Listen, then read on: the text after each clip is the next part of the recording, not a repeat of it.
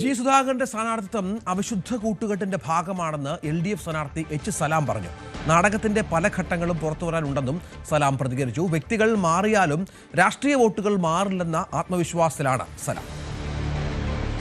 സംസ്ഥാനത്തെ ഏറ്റവും പ്രധാനപ്പെട്ട തെരഞ്ഞെടുപ്പ് പോരാട്ടം നടക്കുന്ന മണ്ഡലങ്ങളിലൊന്നാണ് അമ്പലപ്പുഴ. വാശിയേറിയ ഒരു പോരാട്ടം ആണ് അമ്പലപ്പുഴയിൽ ഇത്തവണ ഉള്ളത്. നമ്മളോടൊപ്പം അമ്പലപ്പുഴയുടെ LDF സ്ഥാനാർത്ഥി H. സലാമാണ്. തെരഞ്ഞെടുപ്പിൽ ഏറ്റവും ശ്രദ്ധേയമായ പോരാട്ടം നടക്കുന്ന സംസ്ഥാനത്തെ മണ്ഡലമാണ്. ശ്രദ്ധേയമാകുന്നതിൻ്റെ പ്രധാന കാരണം രാഷ്ട്രീയ കാരണമല്ല എന്നുള്ളതാണ് അതിൻ്റെ ഒരു പ്രാധാന്യം. ഒരു രാഷ്ട്രീയമായൊരു നിറവില്ലായ്മ ഉണ്ടായി എന്നുള്ളതുകൊണ്ടാണ് ശ്രദ്ധേയമായ മണ്ഡലമായിട്ട് കേരളത്തെ അമ്പലപ്പുഴ മാറിയിട്ടുള്ളത്. ഒരു പാർട്ടി സംവിധാനത്തിൻ്റെ ഒരുപക്ഷെ CPM-നെ സംബന്ധിച്ചിടത്തോളം വളരെ അഭിമാന പോരാട്ടം നടക്കേണ്ട ഒരു സ്ഥലമെന്ന് പറയാം. കാരണം ഏറ്റവും പ്രധാനപ്പെട്ട ഒരാൾ പാർട്ടി വിട്ട് പോകുന്നൊരു സാഹചര്യം ഉണ്ടാകുന്നു. നേതൃത്വത്തിനെതിരെ പല രീതിയിലുള്ള കാര്യങ്ങൾ അദ്ദേഹം ഉന്നയിച്ചാണ് പുറത്തേക്ക് പോകുന്നത്. സ്വാഭാവികമായും CPM-നെ സംബന്ധിച്ച് എല്ലാ മെഷീനറീസും വന്ന് പ്രവർത്തിക്കേണ്ട ഒരു ഇടമാണ്. എത്രമാത്രം LDF ഇവിടെ മുന്നോട്ട് പോയിട്ടുണ്ട്? LDF വളരെ സ്ട്രോങ് ആയ നിലയ്ക്കാണ് അതിൻ്റെ സംഘടനാ കമ്മിറ്റികളും ഇപ്പോൾ CPM നിലയ്ക്ക് തന്നെ എടുത്താൽ തന്നെ ഏറ്റവും താഴെ ബ്രാഞ്ച് ലെവൽ വരെ ഏറ്റവും സ്ട്രോങ് ആയി LDF-ഉം അതുപോലെ തന്നെ ശക്തമായൊരു നിലയിലേക്കാണ് മുന്നോട്ട് പോകുന്നത്. അദ്ദേഹത്തോട് വ്യക്തിപരമായിട്ടൊന്നും മറുപടിയൊന്നും പറയാൻ വേണ്ടി ആഗ്രഹിക്കുന്നില്ല. പക്ഷെ പോയതിലൊരു ജനങ്ങൾക്ക് ബോധ്യമാകുന്ന രാഷ്ട്രീയ കാരണമൊന്നുമില്ല, ഒരു ബേസും ഇല്ല, പൊളിറ്റിക്കലി ഒരു ബേസും ഇല്ല ആ പോയ പോക്കിൽ എന്ന് പറയുന്നത്. എന്തെങ്കിലുമൊക്കെ പറയാമെന്നുള്ളതല്ല, വേറെ കാര്യമൊന്നും അതില്ല.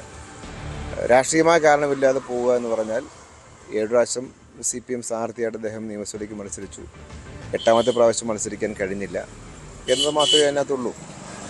അതിനപ്പുറത്തേക്ക് വേറെ ഒന്നും ജനങ്ങൾക്ക് ബോധ്യമാകുന്ന ഒരു കാര്യവും അതിനകത്തില്ല എന്നുള്ളതാണ് യാഥാർത്ഥ്യം. ഇത്തരം കാര്യങ്ങളൊക്കെ നിങ്ങൾക്ക് പറഞ്ഞ് ആളുകളിലേക്ക് എത്തിക്കാൻ കഴിയുന്നുണ്ടോ? ആ രീതിയിലുള്ള ഇതൊക്കെ രീതിയിലുള്ള ഒരു ക്യാമ്പയിനാണ് CPM പ്രത്യേകിച്ച് ഇടതുപക്ഷം ഇവിടെ ചെയ്യുന്നത്. അതൊന്നും വ്യക്തിപരമായ ഒരു ക്യാമ്പയിനും അദ്ദേഹത്തിനെതിരെ നടത്താൻ ഉദ്ദേശിക്കുന്നേയില്ല. പിണറായി സർക്കാരിൻ്റെ 10 വർഷക്കാലത്തെ വികസനം, അത് അമ്പലപ്പുഴയിൽ ഉണ്ടാക്കിയ മാറ്റം, അതിനു മുമ്പുള്ള ഉമ്മൻചാണ്ടി സർക്കാരിൻ്റെ കാലത്ത് അമ്പലപ്പുഴ, ഇത് തമ്മിൽ നന്നായി താരതമ്യം ചെയ്യാൻ പറ്റും. ഇപ്പോൾ ഇടതുപക്ഷ മുന്നണി സർക്കാർ അധികാരത്തിൽ വരുമ്പോൾ നാട്ടിലുണ്ടാകുന്ന വികസനത്തിൻ്റെ മുന്നേറ്റമാണ് ഏറ്റവും പ്രധാനപ്പെട്ട കാര്യം. അതിൽ 5 വർഷക്കാലം അദ്ദേഹത്തിന് ശേഷം എന്നെ പാർട്ടി തീരുമാനിച്ചു, മുന്നണി തീരുമാനിച്ചു. ഞാൻ MLA ആയതിനു ശേഷം 5 വർഷക്കാലം അക്ഷീണമായി പരിശ്രമിച്ചു മണ്ഡലത്തിൻ്റെ വികസന കാര്യത്തിൽ. അത് ഏറ്റവും നന്നായി തികഞ്ഞ സംതൃപ്തിയോടുകൂടി തന്നെയാണ് ഞാൻ ജനങ്ങളെ സമീപിക്കുന്നത്.